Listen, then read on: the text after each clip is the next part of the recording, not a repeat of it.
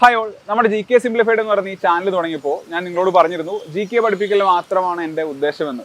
എന്നാൽ പലപ്പോഴായിട്ട് online ക്ലാസ്സുകളിലും offline ക്ലാസ്സുകളിലും അല്ലാതെ നിങ്ങൾ പലരോടും സംസാരിക്കാൻ സമയം കിട്ടിയപ്പോൾ ആസ് എൻ ആസ്പിരൻ്റ് എൻ്റെ ഫേസിലുണ്ടായിരുന്ന എൻ്റെ ആ ഒരു ലൈഫിലെ ഫേസിലുണ്ടായിരുന്ന പല അനുഭവങ്ങളും നിങ്ങളുമായിട്ട് എളുപ്പത്തിൽ കണക്ട് ചെയ്യാൻ പറ്റുന്നുണ്ട്, നിങ്ങൾക്കും കണക്ട് ചെയ്യാൻ സാധിക്കുന്നുണ്ട് എന്ന് എനിക്ക് മനസ്സിലായി.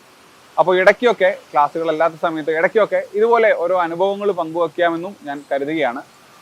അപ്പോൾ ഇന്ന് നമ്മൾ പറയാൻ ഉദ്ദേശിക്കുന്ന ഈ ഒരു വിഷയം ഞാൻ ആദ്യമായിട്ട് ഫേസ് ചെയ്തത് എൻ്റെ ഒരു mid-20s ഒരു 20കളുടെ പകുതിയിലാണ് ഞാൻ ആദ്യമായിട്ട് ഈ ഒരു വിഷയം ഫേസ് ചെയ്യുന്നത്. അതായത് എൻ്റെ ചിന്തകൾ മാറുന്നത് എനിക്ക് മനസ്സിലാവാൻ തുടങ്ങി. അതായത് ഞാൻ പ്രിപ്പയർ ചെയ്തു തുടങ്ങി ഒരു 1-2 വർഷം കഴിഞ്ഞപ്പോൾ ഒരു സാഹചര്യം പറയുന്നത് എൻ്റെ ചിന്തകൾ മാറുന്നത് എനിക്ക് മനസ്സിലാവുന്നുണ്ട്. എനിക്ക് കിട്ടാത്ത പല പല ചെറിയ ചെറിയ കാര്യങ്ങളിലേക്ക് എൻ്റെ ചിന്തകൾ ഫോക്കസ് ചെയ്യുന്നു.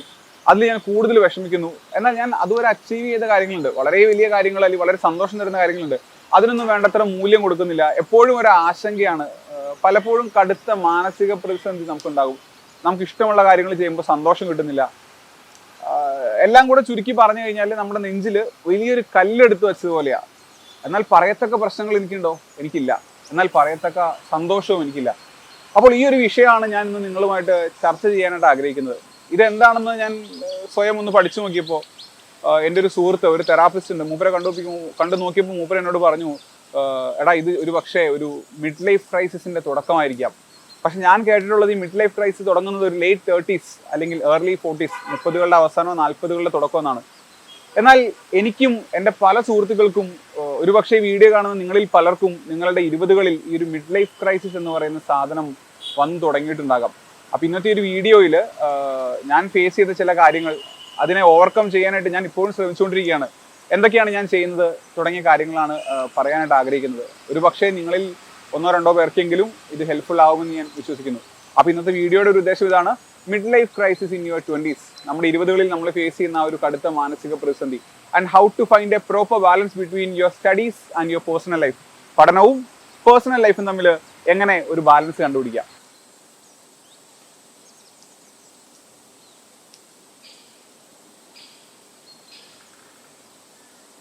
നിങ്ങൾ പോയിന്റ് നീമോ എന്നൊരു പോയിന്റ് കേട്ടിട്ടുണ്ടോ? നമ്മുടെ സൗത്ത് പസഫിക് ഓഷ്യനിൽ എവിടെയോ കിടക്കുന്ന one of the remotest locations on earth എന്നാണ് പറയുന്നത്. മനുഷ്യന് എത്തിപ്പെടാൻ പറ്റാത്തൊരു പോയിന്റ്. ഈ ഒരു വിഷമം വരുമ്പോൾ നമ്മളും ഇതുപോലത്തെ പോയിന്റ് നീമോകളിലേക്കാണ് പോകുന്നത്. അതായത് വളരെ നെഗറ്റീവായി നമ്മൾ ചിന്തിക്കുമ്പോൾ നമ്മുടെ മനസ്സ് നമ്മളെ പോയിന്റ് നീമോയിനേക്കാൾ റിമോട്ടായിട്ടുള്ള പോയിന്റിലേക്ക് കൊണ്ടുപോകും. ഒരു ഒറ്റപ്പെട്ട ദ്വീപ് പോലെയാണ്. നമ്മളും നമ്മളുടെ ചിന്തകൾ മാത്രമേ ഉള്ളൂ. സന്തോഷമായിട്ട് അവിടെ ഒന്നും നടക്കുന്നില്ല, അനാവശ്യ ചിന്തകൾ മാത്രമേ അവിടെ ഉള്ളൂ. അതായത് ആ ഒരു പെർട്ടിക്കുലർ സ്ഥലത്ത് I felt like nothing is working and nothing is making me happy. എന്തൊക്കെ ചെയ്താലും അത് സന്തോഷം തരുന്നില്ല എന്നൊരു ഫേസിലേക്ക് എന്നെ കൊണ്ടുപോയിട്ടുണ്ട്. ഒരിക്കലല്ല കേട്ടോ, പലപ്പോഴും. അപ്പം ഞാൻ മനസ്സിലാക്കിയൊരു കാര്യം, ഇതൊരൊറ്റ ദിവസം കൊണ്ടോ ഒരൊറ്റ മാസം കൊണ്ടോ എൻ്റെ ലൈഫിൽ നടന്ന കാര്യങ്ങളല്ല. വർഷങ്ങളായിട്ടുള്ള പ്രിപ്പറേഷൻ ആകാം, അതിന് മുൻപും അതുമായിട്ട് ബന്ധപ്പെട്ട പല കാര്യങ്ങൾ. അങ്ങനെ ഓവർ എ പീരീഡ് ഓഫ് ടൈമാണ് എൻ്റെ മനസ്സ് ഞാൻ അറിയാതെ ഈ ഭാഗത്തിരിക്കുന്ന ഏതൊക്കെയോ പോയിന്റ് നീമോസിലേക്ക് എന്നെ കൊണ്ടുപോകാനായിട്ട് തുടങ്ങുന്നത്. അപ്പോൾ ഇതിങ്ങനെ വരാൻ കാരണം എന്ന് മനസ്സിലാക്കാനായിട്ട് ഞാൻ ശ്രമിച്ചു. അത് മനസ്സിലാക്കണമെങ്കിൽ ഒരു ആസ്പിരൻറ്റിൻ്റെ തുടക്കത്തിലേക്ക്, ആ ഒരു പ്രിപ്പയർ ചെയ്ത് തുടങ്ങുന്ന ഫേസിലേക്ക് നമുക്ക് പോവാം. അപ്പോൾ നിങ്ങളൊരു ആസ്പിരൻ്റ് ആണെന്നിരിക്കട്ടെ, നിങ്ങളൊരു ബ്രില്യൻ സ്റ്റുഡൻ്റ് ആയിരുന്നു സ്കൂളിൽ, അല്ലെങ്കിൽ നിങ്ങളുടെ ഗ്രാജുവേഷൻ്റെ സമയത്ത്, അല്ലെങ്കിൽ നിങ്ങളൊരു എബോവ് ആവറേജ് സ്റ്റുഡൻ്റ് ആയിരുന്നു. അത്യാവശ്യം നല്ലപോലെ സോ കോൾഡ് സൊസൈറ്റിയുടെ ഡിമാൻഡുകൾ നമുക്ക് മീറ്റ് ചെയ്യാനായിട്ട് സാധിച്ചിട്ടുണ്ട്. നമ്മൾ ഹാപ്പിയാണ്, നമ്മൾ കോൺഫിഡൻ്റ് ആണ്. അങ്ങനെയാണ് നമ്മളൊരു ഗവൺമെൻറ് ജോലിക്ക് വേണ്ടി പ്രിപ്പറേഷനായിട്ട് ഇറങ്ങുന്നത്. അപ്പോൾ നമ്മൾ ഈ പറയുന്ന പോലെ ഒരു ഏറ്റവും നമ്മുടെ ലൈഫിൽ ഏറ്റവും പോസിറ്റീവായിട്ടുള്ളൊരു സ്ഥലത്തായിരിക്കും നമ്മളിരിക്കുന്നത്. എന്നാൽ ആ നിമിഷം മുതൽ, പ്രിപ്പയർ ചെയ്യാൻ ഇറങ്ങുന്ന നിമിഷം മുതൽ നമ്മൾ അറിയാതെ നമ്മുടെ തലയിലേക്ക് നമ്മൾ എടുത്തു വെക്കുന്ന കുറേ പ്രഷറുണ്ട്. എന്തൊക്കെയാണെന്ന് വെച്ച് കഴിഞ്ഞാൽ, നമുക്ക് നമ്മുടെ വാല്യൂ നമ്മളോട് പ്രൂവ് ചെയ്യണം. That will be successful very soon. നമ്മളോട് പ്രൂവ് ചെയ്യണം. നമ്മുടെ പിയർ ഗ്രൂപ്പിൽ പലരെക്കാളും മികച്ചതാണ് നമ്മളെന്ന് നമുക്ക് പ്രൂവ് ചെയ്യണം. നമുക്കിത് എളുപ്പത്തിൽ കിട്ടുമെന്ന് പ്രൂവ് ചെയ്യണം. നമ്മുടെ വീട്ടുകാരുടെ പ്രഷർ, കുടുംബക്കാരുടെ പ്രഷർ, നാട്ടുകാരുടെ പ്രഷർ, ഇനി ഗേൾ ഫ്രണ്ടോ ബോയ് ഫ്രണ്ടോ ഉണ്ടെങ്കിൽ അവിടെ നിന്നുള്ള പ്രഷർ. അപ്പോൾ നമ്മൾ അറിയാതെ നമ്മുടെ ഉള്ളിലിരിക്കുന്ന ഈ പോയിന്റുകൾ അത് ആ ഒരു സമയത്ത് പുറത്തേക്ക് വരില്ല. അപ്പോൾ നിങ്ങളുടെ 20കളുടെ തുടക്കത്തിൽ പഠിക്കാനായി പോവുകയാണ്. നമ്മൾ എന്തൊക്കെ ചെയ്യും? നമ്മൾ നമ്മുടെ വീട്ടിൽ നിന്ന് ഒരു പക്ഷേ മാറി നിൽക്കും, ഒരു ഹോസ്റ്റലിലേക്ക് പോകും. കാരണം വീട്ടിലെ അറ്റ്മോസ്ഫിയർ, കംഫർട്ട് സോണിലിരുന്നാൽ നമ്മൾ പഠിക്കില്ല. നമ്മളെ ഏറ്റവും ഇഷ്ടപ്പെടുന്ന, നമ്മളെ ഹാപ്പി ആക്കുന്ന നമ്മുടെ സുഹൃത്തുക്കളുടെ സർക്കിളിൽ നിന്ന് നമ്മൾ പുറത്തേക്ക് വരും. ഞാൻ അങ്ങനെ ചെയ്തിട്ടുണ്ട്. കാരണം എന്നോട് ആരോ പറഞ്ഞു, എല്ലാവരിൽ നിന്നും മാറി ഉറക്കമുളച്ച് പഠിച്ചാലേ നിനക്ക് ഈ ജോലി കിട്ടുള്ളൂ. അങ്ങനെ ഉറക്കമുളയ്ക്കാനായിട്ട് തുടങ്ങും. കാരണം ഏതോ ഒരു വിഡ്ഢി പറഞ്ഞതുപോലെ, നിങ്ങളിവിടെ ഉറങ്ങുമ്പോൾ ഉറക്കമുളച്ചുകൊണ്ട് അവിടെ ഇരുന്നൊരു ആസ്പിരന്റ് പഠിക്കുന്നുണ്ട്, നിങ്ങൾ അയാളുമായിട്ടാണ് കോമ്പീറ്റ് ചെയ്യുന്നത്. വിഡ്ഢിത്തരമാണ്, എനിക്ക് വേറെ ഒന്നും പറയാനില്ല. മനുഷ്യന്മാരാകുമ്പോൾ ഉറങ്ങുമെന്ന് ചിന്തിക്കാനുള്ള ബോധം ഒന്നും കാണിച്ചില്ല. അങ്ങനെ ഉറക്കം കളഞ്ഞ്, നല്ല ഭക്ഷണം കളഞ്ഞ്, നല്ല സുഹൃത്തുക്കളെ കളഞ്ഞ് നമ്മൾ കഷ്ടപ്പെട്ടിരുന്ന് പഠിക്കും. 8, 9, 10 മണിക്കൂറുകൾ നമ്മൾ പഠിക്കും. അതിൽ കൂടുതൽ നമ്മൾ പഠിക്കും. പഠിച്ചു കഴിഞ്ഞ് നമ്മൾ പോയി പരീക്ഷ എഴുതും. ഈ പരീക്ഷ എഴുതുന്ന ആസ്പിറൻസിൽ ചെറിയൊരു ശതമാനം ആളുകൾക്ക് ആദ്യത്തെ അറ്റംപ്റ്റിൽ തന്നെ പരീക്ഷ കിട്ടും. എല്ലാം ഹാപ്പിയായിട്ട് നടക്കുന്ന കുറച്ച് ആളുകൾ നമ്മൾ കണ്ടിട്ടില്ലേ, തൊട്ടതെല്ലാം പൊന്നാക്കുന്ന. എന്നാൽ എൻ്റെ കേസ് അങ്ങനെ ആയിരുന്നില്ല. നമ്മളിൽ പലരുടെയും കേസ് അങ്ങനെയല്ല. നമ്മൾ വീണ്ടും പരീക്ഷ എഴുതുമ്പോൾ നമ്മൾ പല പല സ്റ്റേജുകളിലായിട്ട് തട്ടി വീഴാൻ ചാൻസ് ഉണ്ട്. ചിലപ്പോൾ പ്രിലിംസിൽ, ചിലപ്പോൾ മെയിൻസിൽ, അല്ലെങ്കിൽ ടയർ 1, ടയർ 2, ഇന്റർവ്യൂ, പേഴ്സണാലിറ്റി ടെസ്റ്റുകൾ, അങ്ങനെയുള്ള സ്ഥലത്ത് നമ്മൾ തട്ടി വീഴാനായിട്ട് തുടങ്ങും. ഈ തട്ടി വീണിട്ട് നമ്മൾ എഴുന്നേൽക്കുമ്പോഴാണ് നമ്മുടെ തലച്ചോറിൽ നമ്മൾ അറിയാതെ ഒളിച്ചിരുന്ന ഈ ചിന്തകൾ പതുക്കെ വെളിയിലേക്ക് വരാനായിട്ട് തുടങ്ങുന്നത്. സപ്പോസ് നിങ്ങൾ നിങ്ങളുടെ പരീക്ഷ എഴുതുന്നു, പരീക്ഷയുടെ ആദ്യ സ്റ്റേജ് എഴുതുന്ന ഒരു ജനുവരിയിലാണെന്നിരിക്കട്ടെ. നിർഭാഗ്യവശാൽ നിങ്ങൾക്കത് കിട്ടിയില്ല. അടുത്ത പരീക്ഷ ഒരു 6 മാസത്തിലുണ്ടെന്നിരിക്കട്ടെ. ഈ ജനുവരിക്ക് ശേഷം, റിസൾട്ട് വന്നതിന് ശേഷം നമ്മളിരുന്ന് പഠിക്കാൻ തുടങ്ങില്ല. നമ്മൾ നഷ്ടപ്പെട്ടതിന് ഓർത്ത് ഇങ്ങനെ വിഷമിക്കും. നമ്മൾ നമ്മളെ തന്നെ ഐസൊലേറ്റ് ചെയ്യാനായിട്ട് ശ്രമിക്കും. അങ്ങനെ ആദ്യത്തെ ഒരു 2-3 മാസം നമ്മൾ അറിയാതെ തന്നെ നമ്മൾ പഠനത്തിൽ നിന്നും മാറും. നമ്മുടെ പ്രൊഡക്ടിവിറ്റി വളരെ കുറവായിരിക്കും. പിന്നീടുള്ള ആ അവസാനത്തെ 1-2 മാസം നമ്മൾ നമ്മുടെ മാക്സിമം കൊടുക്കാനായിട്ട് ശ്രമിക്കും. എഗെയിൻ പ്രൊഡക്ടിവിറ്റി കുറവായിരിക്കും. അതുകൊണ്ട് തന്നെ ആ 6 മാസത്തിൽ വരുന്ന പരീക്ഷ നമുക്ക് ക്ലിയർ ആവാൻ സാധിക്കില്ല. ഇതൊരു ലൂപ്പായിട്ട് കണ്ടിന്യൂ ചെയ്യും. ഇപ്പോൾ UPSC സിവിൽ സർവീസ് പരീക്ഷയുടെ കാര്യമാണെങ്കിൽ വർഷത്തിൽ ഒരിക്കൽ മാത്രമാണ് നടക്കുന്നത്. അതായത് പ്രിലിമിനറി സ്റ്റേജിൽ നമ്മൾ വീണ് കഴിഞ്ഞാൽ നമുക്ക് 1 വർഷം വെയിറ്റ് ചെയ്യണം. ആ 1 വർഷം ഈ ലൂപ്പ് എന്ന് പറയുന്നത് വളരെ വലുതായിരിക്കും. നമുക്ക് തീരെ നല്ലതല്ലാത്ത അനുഭവങ്ങൾ തരുന്ന വളരെ വലിയൊരു ലൂപ്പ്. അപ്പോൾ ഈ ലൂപ്പിലിരിക്കുന്ന നമ്മുടെ അവസ്ഥ ആലോചിച്ച് നോക്കുക. നമ്മുടെ കംഫർട്ട് സോണിൽ നിന്ന് നമ്മൾ മാറിയിരിക്കുന്നു. ഉറക്കം കുറവാണ്. ഒരു പക്ഷേ മെൻ്റൽ ഹെൽത്ത്, ഫിസിക്കൽ ഹെൽത്ത് നമ്മൾ നോക്കുന്നില്ല. ഉറക്കം കുറവാകുമ്പോൾ അതിൻ്റേതായിട്ടുള്ള പ്രശ്നങ്ങൾ ഉണ്ടാവുമല്ലോ. ഇതുപോലെ നമ്മൾ കംപ്ലീറ്റ്ലി ഐസൊലേറ്റഡ് ആണ്. ഈ സമയത്താണ് ഒരു ആസ്പിരന്റിന്റെ ലൈഫിലെ മിഡ് ലൈഫ് ക്രൈസിസ് തുടങ്ങുന്നത് എന്നാണ് ഞാൻ മനസ്സിലാക്കുന്നത്. അങ്ങനെ കുറച്ച് പ്രശ്നങ്ങൾ നമ്മളിലേക്ക് വരും. അത് എന്തൊക്കെയാണെന്നുള്ളത് നമുക്ക് കാണാം. അങ്ങനെ നമ്മൾ ഐസൊലേറ്റഡ് ആയിട്ടിരിക്കുകയാണ്.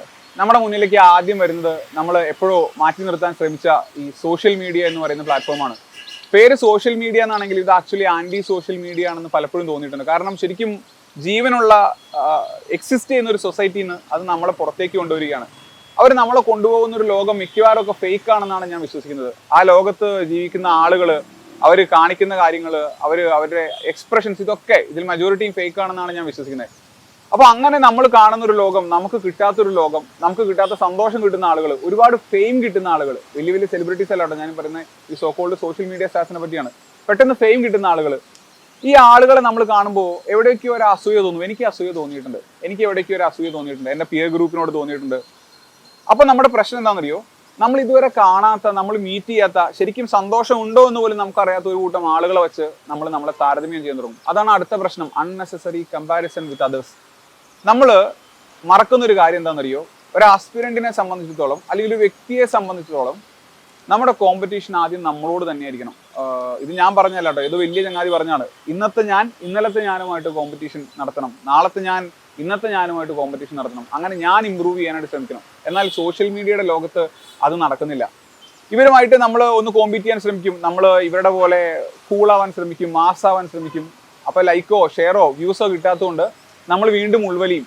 അങ്ങനെ ഉൾവലിയുന്ന, അതായത് ഓൾറെഡി ഐസൊലേറ്റഡ് ആയിരുന്ന നിങ്ങൾ വീണ്ടും ഉൾവലിയുമ്പോൾ ഇൻ്റർനെറ്റ് എന്ന് പറയുന്ന സാധനം നിങ്ങളുടെ മുമ്പിലേക്ക് വലിയൊരു ലോകം തുറന്നു വരും. ഈ ലോകം ഒരുപക്ഷെ ഓൺലൈൻ ഗെയിമുകളായിരിക്കാം, നമുക്കറിയാത്ത ആളുകളോട് സംസാരിക്കുന്ന ചില പ്ലാറ്റ്ഫോമുകളായിരിക്കാം, ഇല്ലെങ്കിൽ മോസ്റ്റ് പ്രോബബ്ലി അത് ഫോൺ എന്ന് പറയുന്ന ഒരു ഏരിയ ആയിരിക്കാം.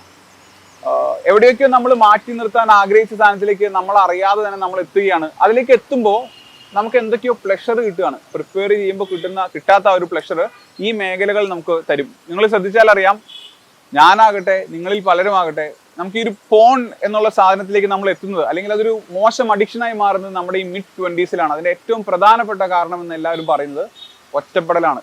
ഒരു കൂട്ടത്തിൽ ഇരിക്കുമ്പോൾ കർണാടകയിലെ അസംബ്ലിയിലെ ഏതോ ഒരു MLA ഫോൺ കണ്ട കാര്യം വായിച്ചിട്ടുണ്ട്. അതല്ലാതെ നമ്മൾ കാണുമെന്ന് എനിക്ക് തോന്നുന്നില്ല. ഇനി ഫോണല്ല, നിങ്ങൾ സോഷ്യൽ മീഡിയ ഹാൻഡിൽസ് തന്നെയാണ് നോക്കുന്നതെങ്കിലും, ഇപ്പോൾ ഇൻസ്റ്റാഗ്രാം ആകട്ടെ, അല്ലെങ്കിൽ ട്വിറ്റർ ആകട്ടെ, ഇങ്ങനെയുള്ള പ്ലാറ്റ്ഫോമുകളാകട്ടെ, ഇതിൽ നമുക്ക് ഈ പറയുന്ന സോഫ്റ്റ് ഫോൺ കാണാൻ പറ്റും. ഈ സോ കോൾഡ് ഫാമിലി വ്ളോഗേഴ്സ് ഒക്കെ കാണിക്കുന്നതും ഏകദേശം ഈ ഒരു സാധനം തന്നെയാണ്. അപ്പം നമ്മളറിയാതെ കുറച്ച് നേരത്തേക്ക് പ്ലഷർ കിട്ടുന്ന ആ ഒരു സൈഡിലേക്ക് നമ്മൾ പോകും. സ്വാഭാവികമായിട്ട് നമ്മൾ പോകും. പക്ഷെ നമുക്കത് സ്ഥിരമായിട്ടൊരു സന്തോഷം തരുന്നില്ല. അത് കഴിയുമ്പോൾ, ആ ഒരു സമയം കഴിയുമ്പോൾ നമ്മൾ വീണ്ടും ഐസൊലേറ്റഡ് ആകും. ഈ ഫോൺ എന്ന് പറയുന്ന സാധനം നമ്മുടെ ചിന്താഗതികളെ ബാധിക്കും. നമ്മുടെ ആ എത്തിപ്പെടാൻ പറ്റാത്ത പോയിന്റ് നീമോസ് എന്ന് പറയുന്ന സാധനത്തിന്റെ എണ്ണം വീണ്ടും വീണ്ടും വീണ്ടും കൂടും. ഈ സമയത്തായിരിക്കും നമുക്ക് പരീക്ഷ വരുന്നത്. സ്വാഭാവികമായിട്ടും നമുക്കത് ക്ലിയർ ആകാൻ സാധിക്കില്ല. കാരണം എന്താ, നമ്മൾ കൺസിസ്റ്റന്റ് ആയിട്ട് പഠിച്ചിട്ടില്ല. വീണ്ടും ഈ ലൂപ്പിലേക്ക് നമ്മൾ വീഴും. ഞാൻ ഈ പറഞ്ഞ കഥ എൻ്റെ ലൈഫിൽ പലപ്പോഴായിട്ട് സംഭവിച്ചിട്ടുണ്ട്, എൻ്റെ പല സുഹൃത്തുക്കളുടെ ലൈഫിൽ സംഭവിച്ചിട്ടുണ്ട്, നിങ്ങളിൽ പലരുടെയും ലൈഫിൽ സംഭവിച്ചിട്ടുണ്ടാകാം.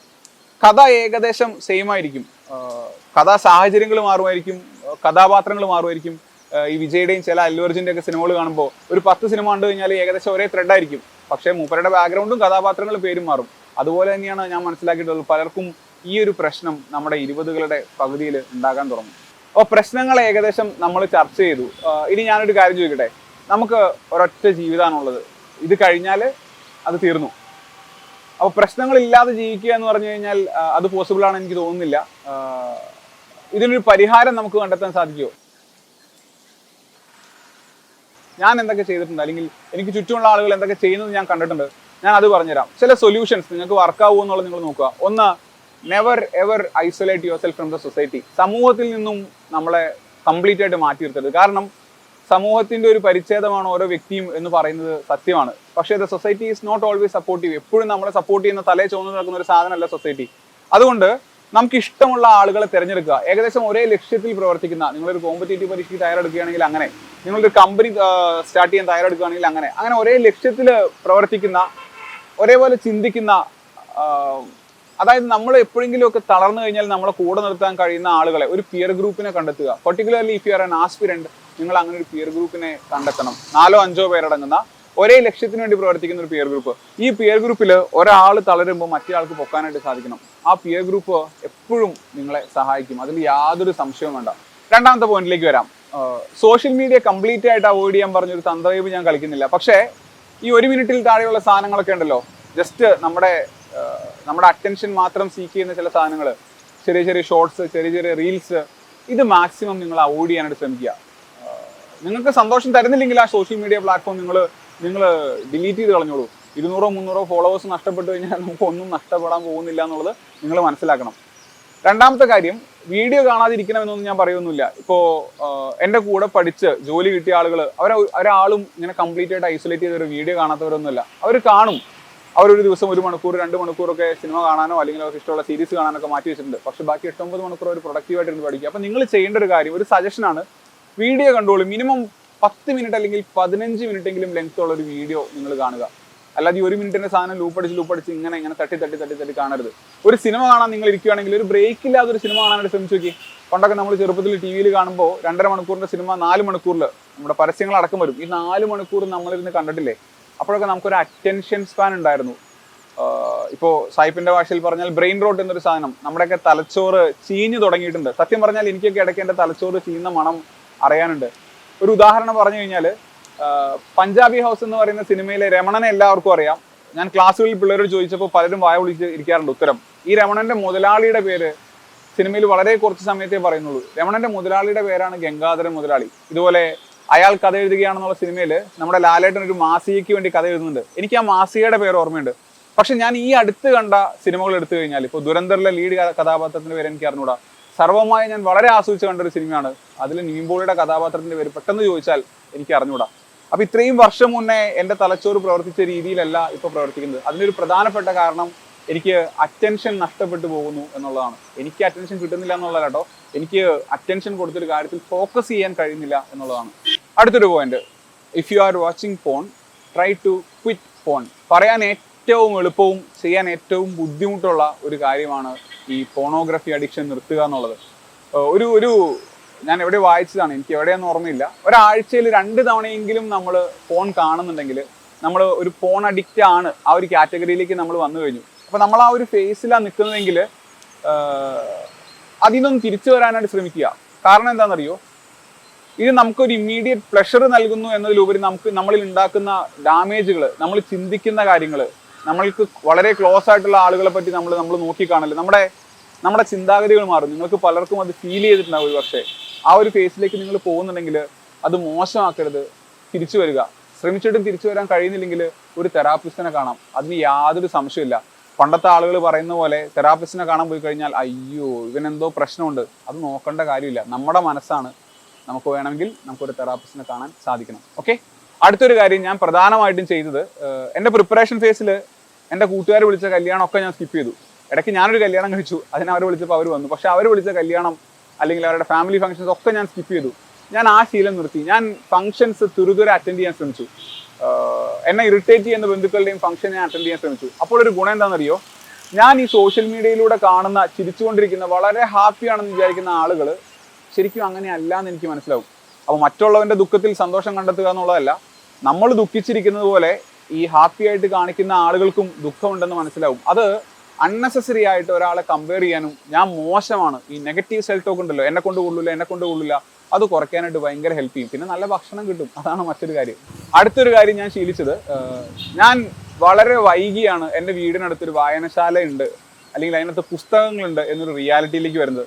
ഞാൻ വായിക്കാൻ തുടങ്ങിയിട്ട് 10 വർഷത്തിൽ താഴെ ആവുന്നുള്ളൂ. ആദ്യം വായിക്കുമ്പോൾ എനിക്ക് ഭയങ്കര ബുദ്ധിമുട്ടായിരുന്നു, വായിക്കാൻ ഭയങ്കര ബുദ്ധിമുട്ടാണ്. ഈ വായനയോട് എനിക്കൊരു ഇഷ്ടം തോന്നിപ്പിച്ചത് അത് വൈക്കം മുഹമ്മദ് ബഷീർ എന്ന് പറയുന്ന വ്യക്തിയാണ്. കാരണം ഞാൻ സംസാരിക്കുന്ന രീതിയിൽ അല്ലെങ്കിൽ ഞാൻ സംസാരിക്കാൻ കൊതിക്കുന്ന രീതിയിലാണ് മൂപ്പരുടെ നോവലുകൾ. എനിക്ക് മനസ്സിലാവുന്ന ഭാഷയാണ്. എനിക്ക് മൂപ്പരുടെ കഥകൾ വായിച്ചു തുടങ്ങിയപ്പോൾ എനിക്ക് പതുക്കെ അതൊരു അഡിക്ഷനായി മാറുന്ന എനിക്ക് അറിയാനുണ്ടായിരുന്നു. ഞാൻ ലൈബ്രറിയിൽ പോകും, പുസ്തകം കൊടുക്കും, എനിക്ക് തോന്നുന്ന അത്രയും നേരം ഞാനിരുന്ന് വായിക്കും. അതെനിക്കൊരു സമയം പോക്കായിട്ട് തോന്നിയിട്ടില്ല. അപ്പോൾ ബഷീറിന് ഇഷ്ടപ്പെടുന്ന ആളാണ് നിങ്ങളെങ്കിൽ ആ ജനറൽ കഥകൾ എഴുതുന്ന വീക്കെൻഡിനെ പോലൊക്കെ ഒരുപാട് ആളുകൾ നമുക്ക് ചുറ്റുമുണ്ട്. നിങ്ങൾക്കത് വായിച്ചു തുടങ്ങാനായിട്ട് ശ്രമിക്കാം. വായിക്കാൻ തുടങ്ങണം, നിങ്ങൾ എഴുതാൻ തുടങ്ങണം. എഴുതാനെന്ന് പറയുമ്പോൾ എഴുതി മലയാള ഭാഷയുടെ പുതിയ പിതാവാവുക അല്ലെങ്കിൽ മാതാവാവുക, അതല്ല നമ്മുടെ ഉദ്ദേശം. നമ്മുടെ ആഗ്രഹങ്ങൾ, നമുക്ക് കിട്ടാതെ പോയ കാര്യങ്ങൾ, നമ്മൾ ഇഷ്ടപ്പെടുന്ന സാധനങ്ങൾ, ലക്ഷ്യങ്ങളുണ്ടെങ്കിൽ അത്, വിഷമങ്ങൾ, അത് നിങ്ങളൊരു ബുക്കിൽ എഴുതാനായിട്ട് ശ്രമിക്കുക. ഒരു 8-10 ദിവസം നിങ്ങൾ എഴുതി നോക്കുക. ചിലപ്പോൾ കൈയക്ഷരം മോശമായിരിക്കും, ചിലപ്പോൾ അക്ഷരം കിട്ടില്ല. പക്ഷെ ഒരു 8-10 ദിവസം കൊണ്ട് ഒരു സമാധാനം നിങ്ങൾക്ക് ഫീൽ ചെയ്യാം. ഇതൊന്നും ഞാൻ വെറുതെ പറയുന്നതല്ല, എനിക്ക് സമാധാനം ഫീൽ ചെയ്യുന്നുണ്ട്, നിങ്ങൾക്കൊരു പക്ഷേ ഫീൽ ചെയ്തേക്കാം. മറ്റൊന്ന്, നമ്മുടെ ശരീരം നമ്മൾ പെർമിറ്റ് ചെയ്യുന്നുണ്ടെങ്കിൽ, അതായത് ഫിസിക്കലി നിങ്ങൾ ഓക്കെ ആണെങ്കിൽ നിങ്ങൾ ഓടാൻ തുടങ്ങണം, അല്ലെങ്കിൽ നിങ്ങൾ നടക്കാൻ തുടങ്ങണം. പറ്റിയാൽ പുഷപ്പ് എടുക്കണം, നിങ്ങൾ നീന്താൻ ശ്രമിക്കണം, നിങ്ങൾ ക്രിക്കറ്റോ ഫുട്ബോളോ കളിക്കാൻ ശ്രമിക്കണം. ഈ കെട്ട് പൊട്ടിച്ച് ഓടുന്ന പശുവൊക്കെ എന്ന് പറയില്ല, അതുപോലെയൊക്കെ നിങ്ങൾ ഓടാൻ ശ്രമിക്കുക. തളർന്ന വരെ നിങ്ങൾക്ക് ഓടാം. തളർന്നു കഴിയുമ്പോൾ കുപ്പിവെള്ളം മേടിച്ച് കുടിക്കാം, വേണമെങ്കിൽ തിരിച്ചു നടക്കാം. അനാവശ്യ ചിന്തകളിൽ നിന്ന് നമ്മൾ ഒരുപാട് പുറത്തേക്ക് കൊണ്ടുവരും. ഞാനൊരു തെറാപ്പിസ്റ്റിനെ കണ്ടിട്ടുള്ള ആളാണ്. തെറാപ്പിസ്റ്റ് പറഞ്ഞ പല കാര്യങ്ങളും എന്നെ എവിടെയെങ്കിലുമൊക്കെ ഹെൽപ്പ് ചെയ്തിട്ടുണ്ടാവും. പക്ഷെ അതിൽ കൂടുതൽ എന്നെ ഹെൽപ്പ് ചെയ്തത് ഞാൻ ഈ ചെയ്ത എഴുത്തും ഞാൻ ഈ ചെയ്ത വായനയും സ്ഥിരം ഓടാൻ പോക്കൊക്കെയാണ്. നല്ല ടെൻഷൻ വരുമ്പോൾ, നല്ല വിഷമം വരുമ്പോൾ, ഭയങ്കര കരച്ചിൽ വരുമ്പോൾ, കരച്ച് കഴിഞ്ഞിട്ട് ഷൂസ് എടുത്ത് കെട്ടുക, ഓടാൻ പോകാനായിട്ട് ശ്രമിക്കുക. അതാ ഞാൻ പറഞ്ഞത്, ആരോഗ്യം പെർമിറ്റ് ചെയ്യുന്നുണ്ടെങ്കിൽ അത് നിങ്ങൾ ചെയ്യാനായിട്ട് ശ്രമിക്കണം. ഓക്കെ, ഈ ഒരു വീഡിയോ ചെയ്യുന്ന സമയത്ത് ഞാനൊരു സയൻറ്റിഫിക് സ്റ്റഡി ഒന്നും ഇതിൻ്റെ പുറത്ത് നടത്തിയിട്ടില്ല. ഞാൻ ആകെ ചെയ്തത് എനിക്ക് തോന്നിയ കുറേ കാര്യങ്ങൾ, അല്ലെങ്കിൽ നിങ്ങളിൽ പലരും എന്നോട് പറഞ്ഞ കുറേ കാര്യങ്ങൾ, അതിനെ ഒന്ന് ക്രോഡീകരിച്ച് നിങ്ങളോട് പറയാൻ ശ്രമിച്ചു എന്നുള്ളതാണ്.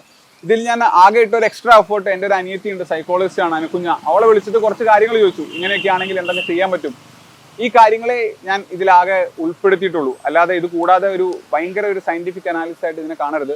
രണ്ടാമത്തെ കാര്യം, ഇതൊക്കെ പറയുന്നതുകൊണ്ട് ഞാൻ ഭയങ്കര ഹാപ്പി ആയിട്ട് പോകുന്ന ഒരു അടിപൊളി മനുഷ്യനാണെന്ന് വിചാരിക്കരുത്. നന്മമരമാണ്, നാടിൻ നന്മകൻ, പൊന്മകൻ, മുത്തായവൻ, അതൊന്നും നിങ്ങൾ ചിന്തിക്കരുത്. അങ്ങനെയല്ല. എനിക്ക് എൻ്റേതായിട്ടുള്ള വിഷമങ്ങളുണ്ട്, എൻ്റേതായിട്ടുള്ള പ്രശ്നങ്ങളുണ്ട്, എൻ്റേതായിട്ടുള്ള സന്തോഷങ്ങളുണ്ട്. ഈ പറയുന്ന പ്രശ്നങ്ങളിൽ പലതും ഞാൻ ഇപ്പോഴും ഫേസ് ചെയ്യുന്നതാണ്. പക്ഷേ ഈ പറഞ്ഞ പോലെ അതിൽ നിന്നൊക്കെ പുറത്തു വരാനുള്ള ഒരു ശ്രമം നമ്മൾ നടത്തണം. ഒരു ശ്രമം ഞാൻ നടത്തുന്നുണ്ട്, പലപ്പോഴും അതിനെ ഹെൽപ്പ് ചെയ്യുന്നുണ്ട്. നിങ്ങളെയും അത് ഹെൽപ്പ് ചെയ്യും എന്ന് വിചാരിക്കുന്നു. നിലവിൽ ഇപ്പോൾ ഞാൻ ഫോക്കസ് ചെയ്യുന്ന ഒരു 2-3 കാര്യങ്ങളുണ്ട്. അതുകൂടെ പറഞ്ഞിട്ട് നമുക്ക് ഈ വീഡിയോ അവസാനിപ്പിക്കാം. ഒന്ന്, ഒരു ചങ്ങാതി പറഞ്ഞ പോലെ നിങ്ങളൊരു കാര്യത്തിന് വേണ്ടി ഭയങ്കരമായിട്ട് ആഗ്രഹിച്ച് അതിനുവേണ്ടി ഭയങ്കരമായിട്ട് ശ്രമിച്ചു കഴിഞ്ഞാൽ ഈ ലോകം മുഴുവൻ നിങ്ങളുടെ കൂടെ നിൽക്കും എന്ന് ഞാൻ വിശ്വസിക്കുന്നില്ല. എൻ്റെ കൂടെ ലോകം മുഴുവൻ നിന്നിട്ടൊന്നുമില്ല. പലപ്പോഴും ഞാനും കയ്യിലുണ്ടാവുന്ന കുറച്ച് ആളുകൾ മാത്രമേ കൂടെ നിന്നിട്ടുള്ളൂ. അതുകൊണ്ട് തന്നെ ഈ ലോകത്തിലെ എല്ലാവരുടെയും ഒരു ഗുഡ് ബുക്കിലേക്ക് എത്താൻ നമ്മൾ ശ്രമിക്കരുത്. എല്ലാവരും നല്ലത് പറയുന്ന ഒരു ചെറുപ്പക്കാരനോ ചെറുപ്പക്കാരി ആവാൻ ശ്രമിക്കരുത്. നമ്മുടെ ജീവിതം മറ്റാർക്കോ വേണ്ടി ജീവിച്ചു തീർക്കും. അതാണ് ഒന്നാമത്തെ കാര്യം. അങ്ങനെ പറയുമ്പോൾ ആളുകൾ നിങ്ങളെ റിബൽ എന്ന് വിളിക്കാം, അത് കുഴപ്പമില്ല, കുറച്ച് റിബലാകുന്നത് നല്ലതാണ്. രണ്ടാമത്തെ കാര്യം, ഒരൊറ്റ ജീവിതമേ ഉള്ളൂ. ഞാൻ ആരുടെയും വിശ്വാസങ്ങൾ കയറി നിൽക്കുമല്ല. ഞാൻ മരിച്ചു കഴിഞ്ഞാൽ ഞാൻ വീണ്ടും ജനിക്കും എന്ന് വിശ്വസിക്കുന്നില്ല. ഇൻഡസ് വാലിയിലൊക്കെ ചില ആളുകൾ വിശ്വസിച്ചിരുന്ന പോലെ മരണാനന്തര ജീവിതത്തിൽ ഞാൻ വിശ്വസിക്കുന്നില്ല. മരിച്ചു കഴിഞ്ഞാൽ സ്വർഗമുണ്ടെന്നോ നരകമുണ്ടെന്നോ വിശ്വസിക്കുന്നില്ല. ഇപ്പൊ ജീവിച്ചുകൊണ്ടിരിക്കുന്ന സമയത്ത് ഞാൻ ഭയങ്കര ഹാപ്പിയാണെങ്കിൽ അത് സ്വർഗവും, ഭയങ്കര വിഷമിച്ചിരിക്കുകയാണെങ്കിൽ അത് നരകേ ഉള്ളൂ. അപ്പൊ അതുകൊണ്ട് അടുത്ത ജന്മത്തിൽ ബെറ്റർ ആക്കാം എന്ന് വിചാരിക്കരുത്. ഒരൊറ്റ ജീവിതമേ ഉള്ളൂ. ഇത് നമ്മുടെ കയ്യിലാണ്, വേറെ ഒരാളുടെയും കയ്യിലല്ല. നമ്മൾ തന്നെ നമ്മളെ ബെറ്റർ ആക്കാനായിട്ട് ശ്രമിക്കണം. അവസാനത്തെ കാര്യം, നമ്മളെ മുന്നോട്ട് കൊണ്ടുപോകുന്ന, ചെയ്യുമ്പോൾ നമുക്ക് സന്തോഷം കിട്ടുന്ന ചില ചെറിയ ചെറിയ ലക്ഷ്യങ്ങൾ നിങ്ങൾക്ക് മുന്നോട്ട് വയ്ക്കാം. എന്താണോ നിങ്ങൾക്ക് കിട്ടുന്നത്? ചിലപ്പോൾ തുന്നാൻ പഠിക്കുന്നതായിരിക്കാം, ചിലപ്പോൾ ഒരു 5 കിലോമീറ്റർ ഒരു ദിവസം ഓടുന്നതായിരിക്കാം. നിങ്ങളുടെ ഇഷ്ടമാണ്. എന്നെ സംബന്ധിച്ചിടത്തോളം അങ്ങനത്തെ ചെറിയ ചെറിയ കുറച്ച് ലക്ഷ്യങ്ങളുണ്ട്. ഏറ്റവും ആദ്യത്തെ കാര്യം, എനിക്കിപ്പോൾ ഒരു മകളായി. എൻ്റെ മകളുടെ കൂടെ, എൻ്റെ ഭാര്യയുടെ കൂടെ, എൻ്റെ കൂടപ്പിറപ്പുകളുടെ കൂടെ, എൻ്റെ ഏറ്റവും അടുത്ത കൂട്ടുകാരുടെ കൂടെ സന്തോഷമായിട്ട് ജീവിക്കുക. ഒരു സിനിമയിലെ ശ്രീനിവാസൻ ചേട്ടൻ പറയുന്ന പോലെ ഹാപ്പിയായിട്ട് ജീവിക്കുക, എന്നിട്ട് മരിക്കുക. അതാണ് എൻ്റെ ഏറ്റവും പ്രധാനപ്പെട്ട സുപ്രധാന ലക്ഷ്യം. 2, ഞാൻ നിങ്ങളോട് പലപ്പോഴായിട്ട് പറഞ്ഞിട്ടുള്ളതുപോലെ അടുത്ത കുറച്ച് വർഷങ്ങൾ കൊണ്ട് കേരളത്തിൽ GK പഠിപ്പിക്കുന്ന ഏറ്റവും നല്ലൊരു മാഷായിട്ട് മാറണം എന്നെനിക്ക് ആഗ്രഹമുണ്ട്. കുറച്ചുകൂടെ കഴിയുമ്പോൾ പാൻ ഇന്ത്യ ലെവലിൽ, ഇപ്പോൾ ദുൽഖറിനെ പറ്റിയൊക്കെ പറയുന്ന പോലെ ഒരു പാൻ ഇന്ത്യൻ GK ഫാക്കൽറ്റി ആകണമെന്നും എനിക്ക് ആഗ്രഹമുണ്ട്. ഈ ചില ലക്ഷ്യങ്ങളാണ് ഇപ്പം എന്നെ മുന്നോട്ട് കൊണ്ടുപോകുന്നത്. ലക്ഷ്യങ്ങൾ മാറാം. അതാ ഞാൻ പറയുന്നത്, ഈ വീഡിയോ കണ്ടിട്ട് ഇയാൾ ഇതാണ് പറയുന്നത്, ഇയാളെ റോൾ മോഡൽ ആക്കാമെന്ന് ഒരിക്കലും നിങ്ങൾ ചിന്തിക്കരുത്. കാരണം എടുത്ത് തലയിൽ വെച്ച് കഴിഞ്ഞാൽ നാളെ എപ്പോഴെങ്കിലും നിങ്ങൾക്ക് തന്നെ എന്നെ താഴെ ഇടേണ്ടി വരും. അതുകൊണ്ട് ആ പണിക്ക് നിങ്ങൾ നിൽക്കരുത്. അത് ദയവ് ചെയ്യരുത്. അത് എൻ്റെ പുറത്ത് അനാവശ്യമായിട്ടൊരു പ്രഷർ തരും. അപ്പോൾ ഈ പറഞ്ഞ കാര്യങ്ങൾ എവിടെയെങ്കിലുമൊക്കെ നിങ്ങളെ ഹെൽപ്പ് ചെയ്യുന്നുണ്ട്, ഹെൽപ്പ് ചെയ്യും എന്ന് ഞാൻ വിചാരിക്കുന്നു. ഈ വീഡിയോ തീർക്കുമ്പോൾ ക്രിഞ്ച് സാധനമാണ്, എന്നാലും എനിക്ക് ഏറ്റവും എഫക്റ്റീവായിട്ട് തോന്നിയിട്ടുള്ള ഒരു ഡയലോഗ് പറഞ്ഞിട്ട് ഞാൻ നിർത്തുകയാണ്. ഞാൻ ആദ്യമായിട്ട് എനിക്ക് ഭയങ്കര ആത്മാർത്ഥമായിട്ട് ഇഷ്ടപ്പെട്ട ഒരു സാധനം നമ്മുടെ ബാറ്റ്മാൻ ബിഗിൻസ് 2005 ഇറങ്ങിയൊരു സിനിമയാണ്.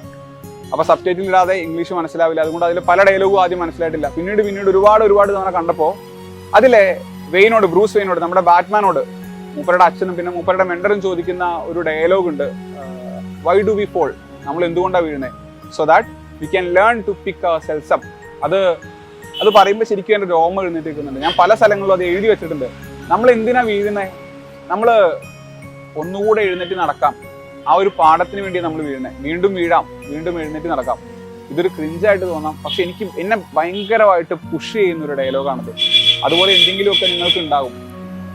എന്താകട്ടെ, നിങ്ങൾക്ക് ഇഷ്ടമുള്ള കാര്യങ്ങൾ ചെയ്യുക, ഒരു ലക്ഷ്യം വയ്ക്കുക, ഹാപ്പിയായിട്ട് മുന്നോട്ട് പോവുക, ഒരു പരിധിക്കപ്പുറം സ്വയം കുറ്റപ്പെടുത്താതിരിക്കുക, നമ്മൾ നേടിയ കാര്യങ്ങളിൽ തൃപ്തരാകുക, നേടാൻ പറ്റാത്ത ചില കാര്യങ്ങൾ, കിട്ടാത്ത ചില കാര്യങ്ങൾ വിട്ടുകളയണം.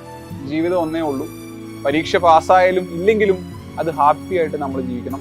ഹാപ്പിയായിട്ട് ജീവിക്കാൻ ശ്രമിക്കുക. നല്ലപോലെ ഉറങ്ങി ആരോഗ്യം നോക്കി പഠിക്കുക. ഇഷ്ടമുള്ള അല്ലെങ്കിൽ നിങ്ങളുടെ ആ ഒരു ലക്ഷ്യത്തിലേക്ക് എത്രയും പെട്ടെന്ന് നിങ്ങൾക്ക് എത്താൻ സാധിക്കട്ടെ എന്ന് പ്രാർത്ഥിക്കുന്നു. വീണ്ടും കാണാം. All the best. ബൈ.